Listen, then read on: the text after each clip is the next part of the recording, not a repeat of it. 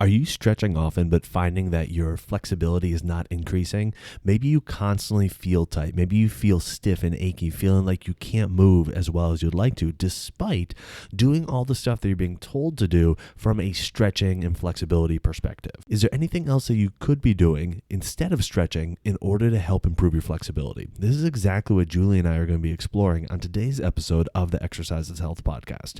We're going to cue the intro song and then we're going to dive right into this conversation.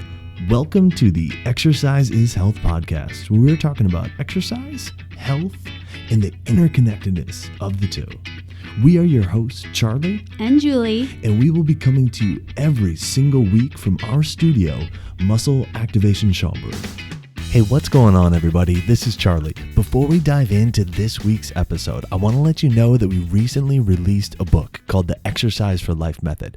And if you enjoy the conversations that we have every single week on this podcast, then you are going to love this book. So to pick up a free copy of this book, all you have to do is go to exerciseforlifemethod.com. Now, without further ado, let's dive into this week's episode. Hey, welcome back, exercisers, to the Exercise is Health podcast. We are your hosts, Charlie and Julie, and we're coming to you from our studio, Muscle Activation Schaumburg, here in Schaumburg, Illinois, where we believe that your health is your most valuable asset, and the single best thing that you can do to both boost and protect this asset is exercise. Specifically, exercise is geared towards building the health and function of your muscles. Now, one thing that we absolutely love about our exerciser community is how many of you have taken the time to leave us a rating and review on Apple Podcasts. See, that is exactly what we need in order to help our message spread to more people. So if you've enjoyed any of the conversations that we've had on the Exercise is Health podcast, please take a moment to leave us a rating and review on Apple Podcasts so other people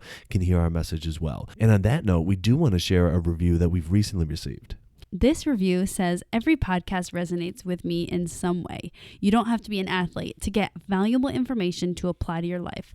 Charlie and Julie are relatable, informative, and fun. Thank you so much for that 5-star review. And I love that you brought this up because actually most of our audience is here listening to use exercise to improve their health, not to compete in sports or be an athlete. So thank you so much for that review. If you are listening now, please take a few moments to go leave us a rating and review. So, Julie, I have a question for you. Okay. All right. Have you ever felt like you have tight muscles? Yes. Yeah, totally. Me too. What are some of the more traditional things that you have tried out in order to relieve those tight muscles? So in the past, I used to do a lot of stretching and foam rolling. Yeah, absolutely. And that's what I used to do as well. I mean, we're talking like 45 minutes of stretching a day plus, another 15 to 20 minutes of foam rolling after every single workout. I mean, it was pretty cumbersome, to be honest with you. And through that, I saw some improvements in my flexibility and I saw some changes in the tightness of my muscles, but it was all very short term, meaning if I wasn't doing it every day, it was bad news bears. And I think a lot of people experience that as well, where it's like, hey, we get into this stretching routine because it gives us some relief in the short term, but then once the short term's over, it's like, okay, gosh, we're back to square one in a lot of ways. So the question is, all right, is there anything else that we can do? If we feel like we're wanting our flexibility to improve, that we want, our muscles to feel looser, our joints to move better, but we're just not getting the results that we want with stretching. And that's exactly what we're going to be exploring with you today. That's right. I think it takes a lot for us to step back and really question what we're doing, right? Like if you are stretching, a lot of people will stretch for 2 reasons. Number 1, to increase flexibility, and number 2, to change the sensation of pain or discomfort or tightness. Today, we're talking about the flexibility piece, so your ability to move through a range of motion.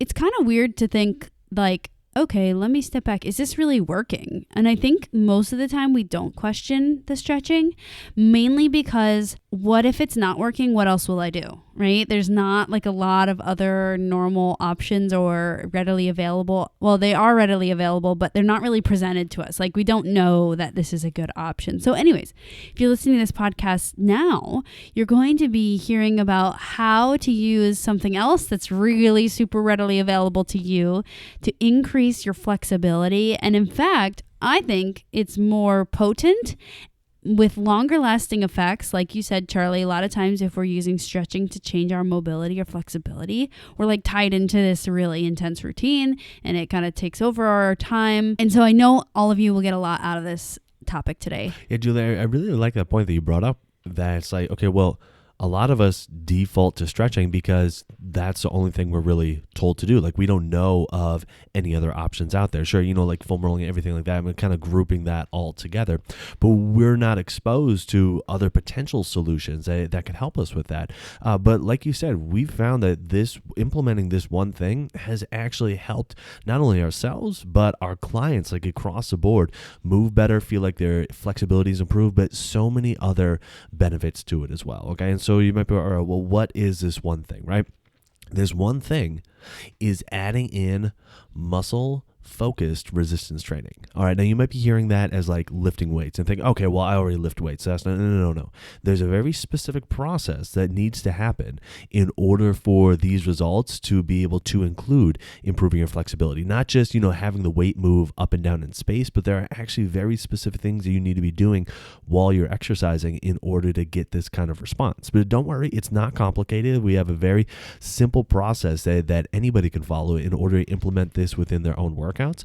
But when you do, all that need that you're feeling to, I got to stretch. Oh my gosh, I got to, really try to improve my flexibility. You will see that over time, not only will your flexibility improve, your strength will improve, and the desire to try to stretch to become more flexible, that will actually dramatically decrease. And not only that, but when you implement this correctly and when you implement this consistently, the results that you do experience are often much longer lasting than, like we've been saying, doing the stretching and then feeling like 24 hours you need to come back and do it again. Absolutely, Charlie. And I think sometimes when we talk about resistance training, if you're not familiar with kind of the widespread nature that resistance training can be, the first thing that pops in your head is like bodybuilders. And they usually don't present themselves as the most flexible beings. So if you're thinking right now, you're like, okay, you just told me I should weight train for my flexibility. But in my head, the thing that comes up is like bodybuilders and they're not flexible.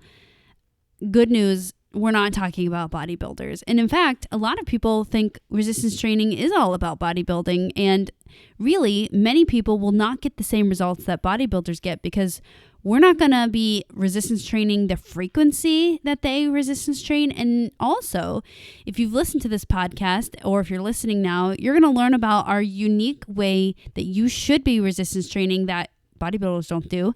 And this technique and the how of the resistance training is really the thing that's going to bring about the results of increasing your flexibility and increasing your mobility, and even more so, actually making your body more resilient and more ready to do the things that you're wanting to do in your life. Yeah, for sure. I mean, I remember, all right, so just this past weekend, actually, gosh, I was experiencing this, and I was telling you about this, Julia. I was experiencing this tightness. I was going from like my foot, like up, the back of my leg into my low back. I'm like, gosh, this is just really, really uncomfortable. And, the natural desire initially is like, okay, well, let's stretch. Let's try to loosen it up and everything like that. And I didn't stretch, but what I did do was I implemented this process that we're going to be talking about today. And I went and I resistance trained at our office. I lifted weights, but in the very specific way that we're going to be discussing. And no joke, like immediately once my workout was done, like I noticed instantly, okay, well, wow, all the tightness is gone. And honestly, it hasn't been back since. And so, that was 4 or 5 days ago that happened. And it's just been feeling good ever since, just with, implementing these simple steps through one workout. And all the tightness, all the feeling of like, oh my gosh, like my body's not moving well. I can feel my range of motion limited and everything like that. Instead of stretching, I went to resistance training. I implemented the steps we're going to be discussing. And since that moment, like my body's been feeling great. So the thing we need you doing is to be doing muscle-focused resistance training. Now, this is different than normal resistance training because normal resistance training, unless you already follow our style of resistance training, is all about getting a certain number of reps in, getting weights up and down. And I know this because many people, when they come here and they don't know about what we do yet, they're like, okay, so we're doing bicep curls. Like, how many should I do? Secondly, the way that people will participate in terms of their body, like their form, shows me that it's all about getting the reps done versus challenging the muscle. So what we have to do is change our current view of thinking about external stuff. For example, how many reps, how much weight, how many times can I get it up and down, how quickly can I go, how slowly can I go. So anyways, all those things, we have to change our focus to muscle focus. So thinking, when I'm here to resistance training, the whole goal is to challenge my muscles. It doesn't matter how many times I've lifted this up and down. It doesn't matter what the weight is on there. What matters is that I'm focused on squeezing my muscles. The first step in accomplishing this and making sure that this resistance training is going to help you with your flexibility is going to be being mindful and checking your range of motion relative to the exercise you're about to do. Yeah, that's really a big first step, because a lot of times we just look at, okay, well, I'm going to be doing a chest press, and so my arms have to move in this way in order for me to do the gold standard version of a chest press. And it's like, no. What we're talking about here is actually, before you even try to lift the weight, just do the motion that you're going to be doing for the exercise and see how your joints are moving, okay? Does one side feel tighter than the other? Is there any pain? Is there any difficulty performing the motion in the way you want to perform it, okay? And then if there is, then you start to tweak with how you are doing the motion so it's symptom-free and so it moves easily, all right? So that's step number one, is checking your range of motion and saying, okay, without even lifting any weight, just how is my body moving today? And once you get a feel for that, you need to make mental notes of, all right, when I go and do this exercise, this is the way I need to be performing the exercise where it's symptom-free and my joints are moving easily. Now, once you've checked your range of motion, it's important to see, where does my body want to naturally stop? And when we apply this idea of using resistance training, muscle-focused resistance training to increase your flexibility, it's different than when you check your motion when you're stretching. So we have to talk about this for a minute. So you've checked your range of motion before you've picked up weights. You need to stay within that range of motion when you're lifting weights. Conversely, when we're stretching, oftentimes it's like we find our end of our range of motion and then we try to push past the end. So we actually want to stay within your range. Do not push past your ends. Violating your ends and going past the ends is the biggest reason why stretching is something that we have to do on repeat and it dominates your time. So stay within the range that you've just checked and really stop your exercise where your body tells you to stop, not how far maximally you can go. For example, if you're doing a chest press, like what Charlie said, you would kind of reach your arms out in front of you, you'd pull your elbows back. That's the range of motion that you do when you do a chest press. Now, let's say when you pull your hands back, you are 12 inches, a foot above your chest. So that's how far back your arms go without pain and without issue. That's just naturally where your body stops. But the machine could push your hands back so that it's only 6 inches above your chest.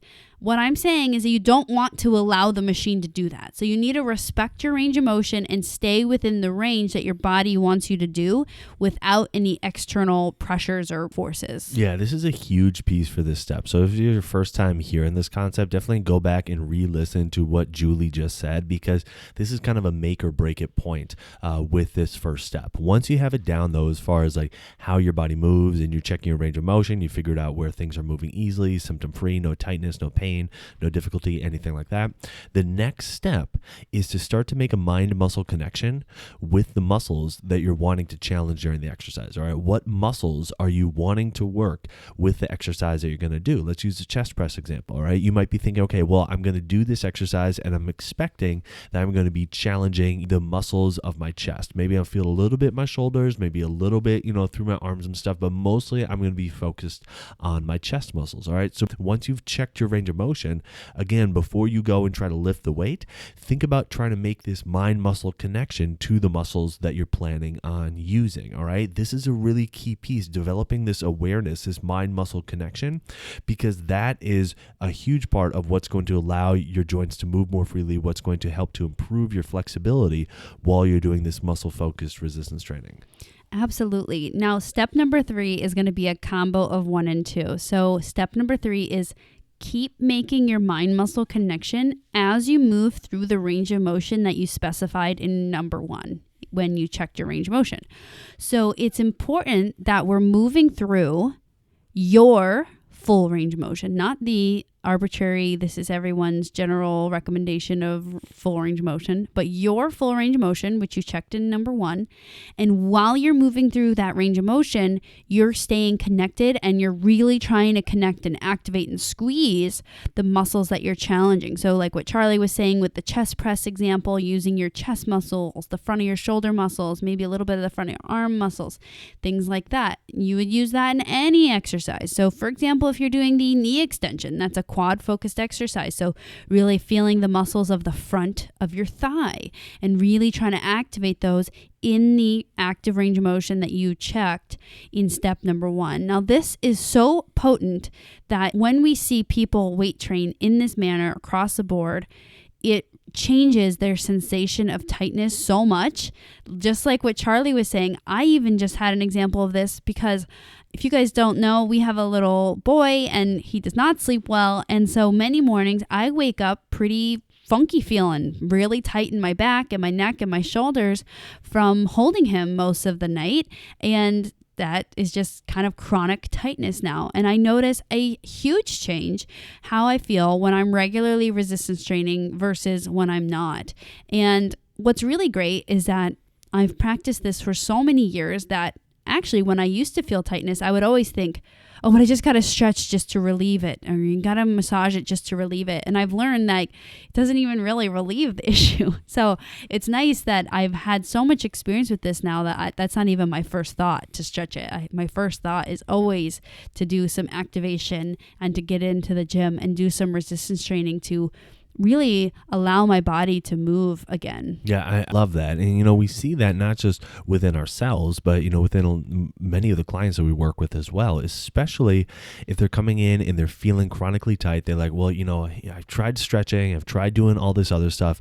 My muscles just aren't relaxing. My joint motion just not improving. I'm not feeling any more flexible. And then we ask, okay, well, what are you doing for exercise? And they'll say either, I'm walking and that's about it, or if they are lifting weights, it's all very externally focused. They're trying to focus on, lifting the weight or even using like the traditional full range of motion or everything like that, right? And so once we implement these 3 steps with them, that's when things change dramatically for them. And we see that across the board with the clients that we work with. Like if they're feeling tight, they're feeling like their stretching is not improving their flexibility, we start to implement these 3 steps while they're doing resistance training with us. And that's when they start to notice, okay, now my joints are moving better. Now my muscles can start to relax. Now I feel like my flexibility is improving. And so you might be thinking, okay, well, geez, this sounds like a little bit much to try to implement in order to, to become more flexible. Like, can I keep, just stretching and doing what I'm doing? And sure, you can keep stretching and doing what you're doing. But the reality is,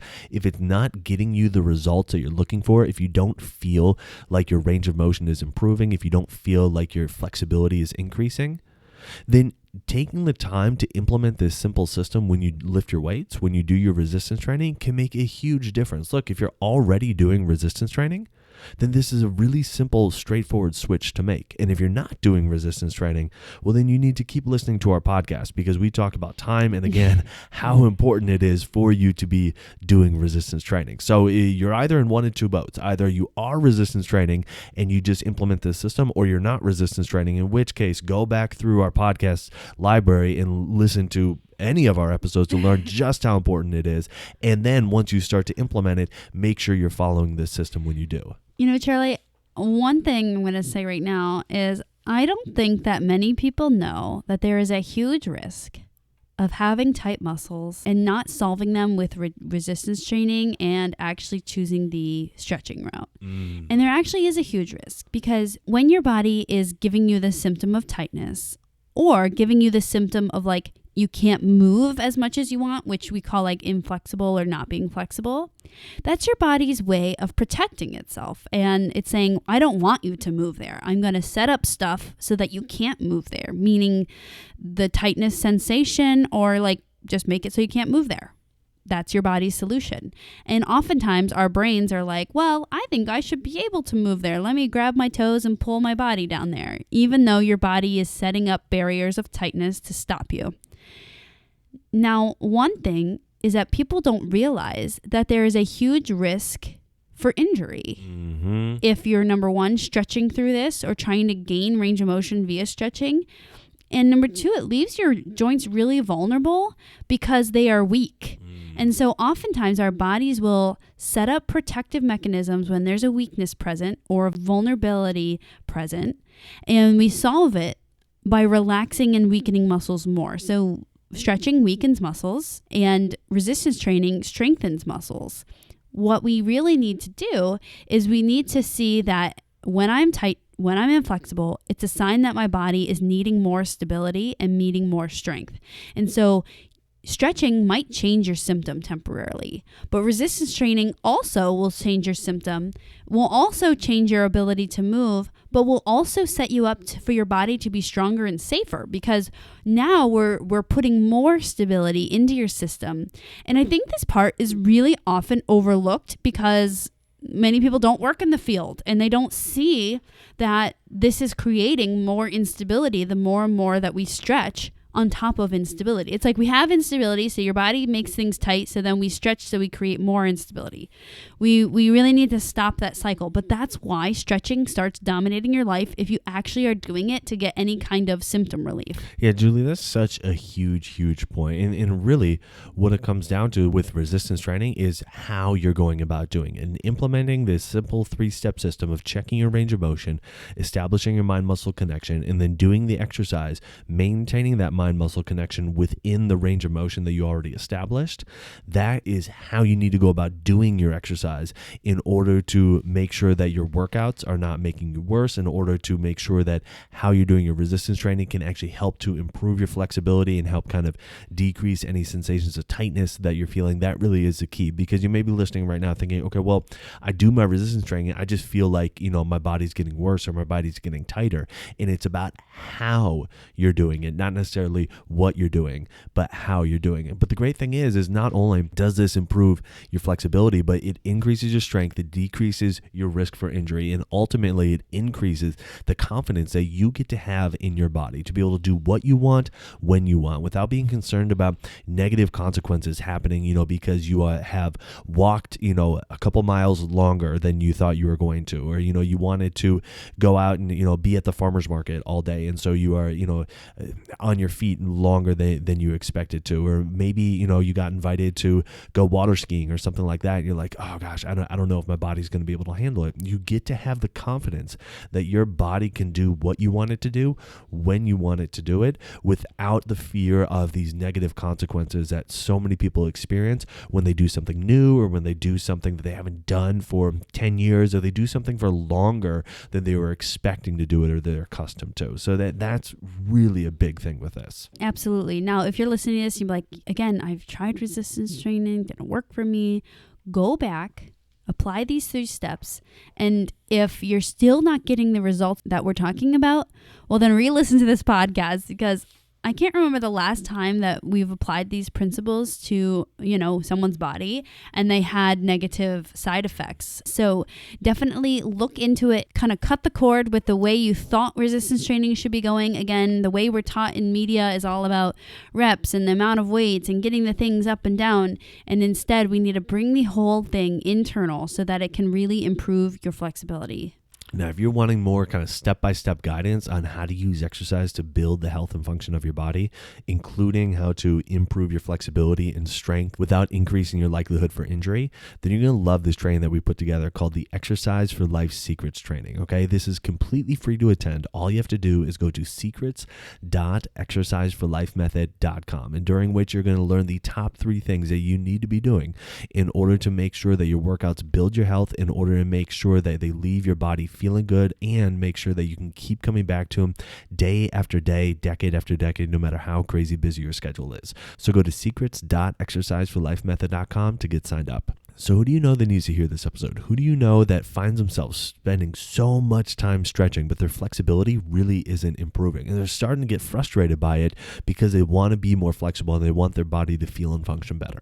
Share this episode with them so they can start learning about what they can do different than stretching and what they can start adding in with their resistance training in order to help them get the results they're looking for. And while you're online, head on over to Apple Podcasts and leave us a rating and review. It helps people find our podcast when they're looking for information on exercise and when they're looking for information on health. So if you found value in this conversation today, let us know by leaving us that 5-star rating and review. Well, thanks so much for tuning in. We always appreciate it. Have a fantastic week. We'll talk with you all next week. So how'd you like that episode? Did you find the information useful? If you enjoyed what we discussed today, then you are going to love the Exercise for Life Method, which is a book that we just put out and you can get a free copy of by going to exerciseforlifemethod.com. All we ask is that you pay for shipping and handling, so head there now and get your free copy, as well as some exclusive bonuses that you will get instant access to when you get the book. You can learn more and get your copy at exerciseforlifemethod.com.